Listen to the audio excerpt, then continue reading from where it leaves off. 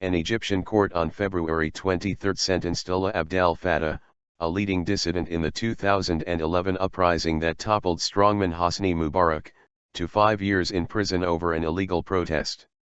The remaining 24 defendants in the case received sentences ranging from 3 to 15 years.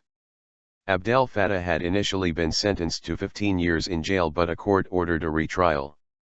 The defendants in the cage mockingly applauded when the judge pronounced the verdict, as relatives and supporters in the courtroom chanted "Down with military rule." They had been arrested after a November 2014 protest outside Parliament in defiance of a law that banned all demonstrations but for those authorized by the police. 3 defendants were sentenced to 15 years because they were not present in the court. The rest received 3 years in prison and all were fined £100,000, about $13,000. The prosecution alleged that the defendants had assaulted police officers.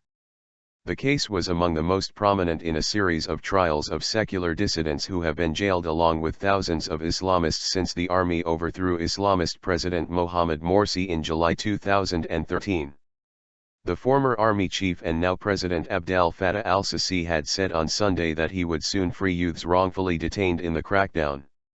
3 defendants were sentenced to 15 years because they were not present in the court. The rest received 3 years in prison and all were fined £100,000, about $13,000.